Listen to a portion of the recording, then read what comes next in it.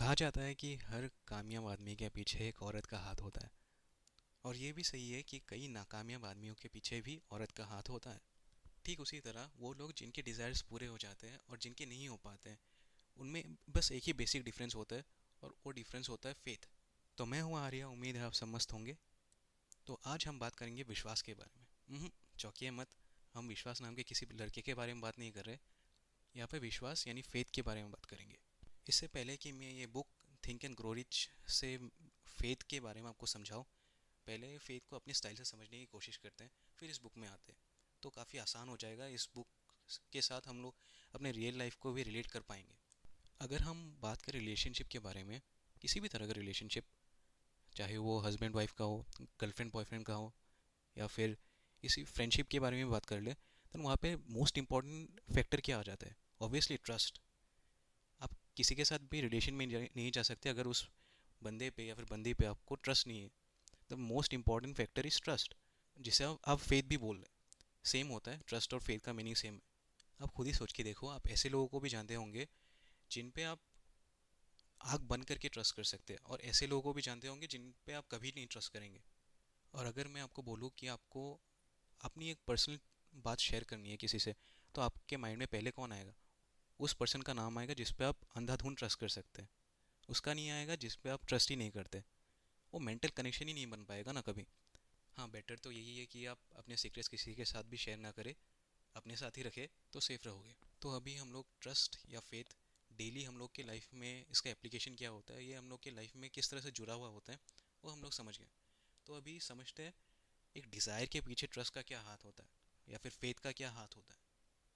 तो ये समझने के लिए हम लोग चलिए थोड़ा हिस्ट्री में चलते हैं, 1940s की तरफ। देखिए, हम सभी को पता है कि हम लोग को इंडिपेंडेंस अहिंसा के रास्ते पे चल के मिले। अहिंसा यानी नॉन वायलेंस, जो कि महात्मा गांधी का बताया हुआ एक तरीका था इंडिया को ब्रिटिशर्स से आज़ाद करवाने के लिए। अगर हम बात करें तो गांधी जी का यहाँ पे विजन था, ये डिज़ायर था कि इंडिया को अगर इंडिपेंडेंस दिलाना है, इंडिया को अगर ब्रिटिशर्स से आज़ाद पाना है, देन एक ही तरीका है, वो है नॉन वायलेंस, अहिंसा।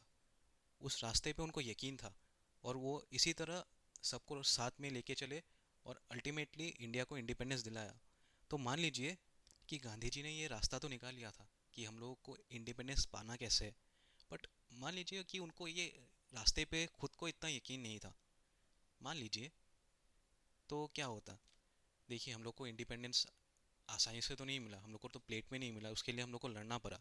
तो अगर उनको खुद को ये भरोसा नहीं होता कि हम लोग इस रास्ते पे चल के हमें आज़ादी मिल सकती है, तो क्या होता?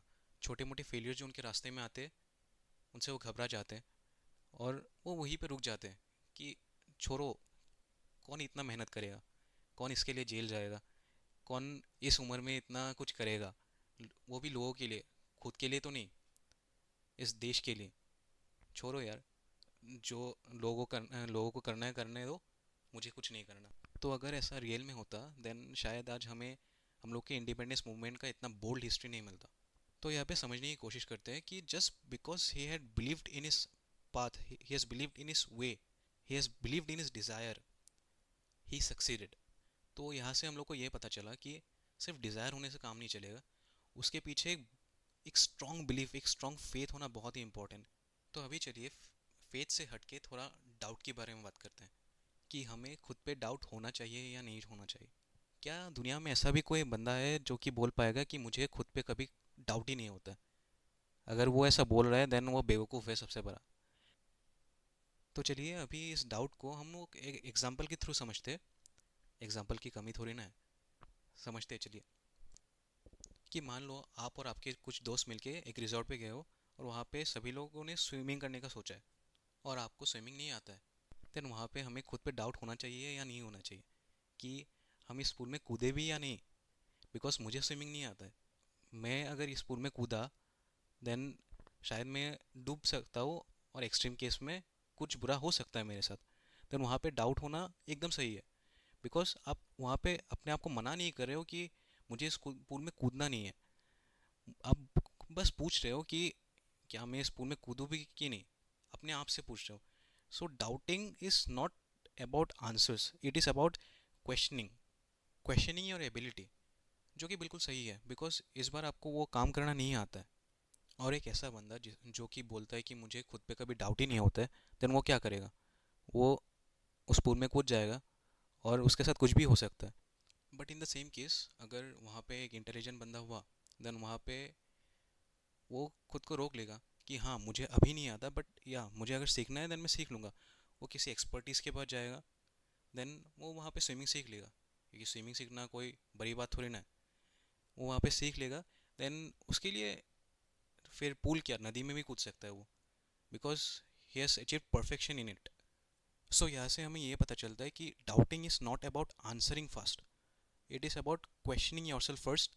और हमें एक काम शुरू करने से पहले हमें खुद पे डाउट करना है, काम शुरू करने के बाद नहीं। Because once you have started that work, वहाँ पे डाउट का कोई जगह ही नहीं बचता। मतलब कि वहाँ पे तो अभी अपना 100% देना है, अपना हार्ट एंड सोल देना है उस काम को। बिकॉज डाउट एक प्री वर्क फेस होता है, उसका काम में वो टांग नहीं आना चाहिए। कि काम के टाइम पे आप वो सोच रहे हो कि मुझे ये काम करना चाहिए था कि नहीं, इसलिए मैं बोल रहा हूँ कि doubt is a pre work face. वो पहले आता है, पहले ख़त्म हो जाता है। उसके बाद बस फेथ बचता है अपने आप पे, बिकॉज आपने सारे क्वेश्चंस अपने आंसर कर दिए। वहाँ पे आपका कोई डाउट का गुंजाइश नहीं बचता है। There should be only faith in your desire and you should try your 100% to achieve that goal you want. तो हमें ये पता चलता है कि पहले तो आता है थॉट, फिर डाउट यानी questioning, questioning about whether I can do it और नॉट। इफ़ इट्स येस, देन बचता है faith. If it's no, then उसमें एफर्ट डालो ताकि वो नो येस में बदल जाए। ट्राई तो कर सकते हैं हम लोग। देन फेथ, यानी कि फेथ इन योर डिज़ायर, और वो डिज़ायर अपने आप काम करेगा और आपके एक्शंस में आपको फील होने लगेगा। और ultimately through hard work, through smart work, you will be achieving your goal. तो moral of everything what I said is, हम कोई भी काम कर रहे हो उसके रिलेटेड डर, निगेटिव थॉट्स हम लोग के माइंड में नहीं होना चाहिए। हम लोगों के माइंड में बस एक ही चीज़ रहना चाहिए, and that is faith. Because once हम लोगों का faith starts backing our burning desire for success, then वहाँ से कुछ मिरेकल क्रिएट हो सकता है। मिरेकल इन द सेंस, वो ना ही आपने एक्सपेक्ट किया था और ना ही किसी और ने। It will be just like magic. तो हम लोगों ने बातों बातों में इस बुक में फेथ के बारे में जो दिया हुआ है वो हम लोगों ने कवर कर लिया। तो बस आज के लिए इतना ही। मिलते हैं अगले एपिसोड में एक नए टॉपिक के साथ। तब तक के लिए be happy and keep smiling. Bye bye.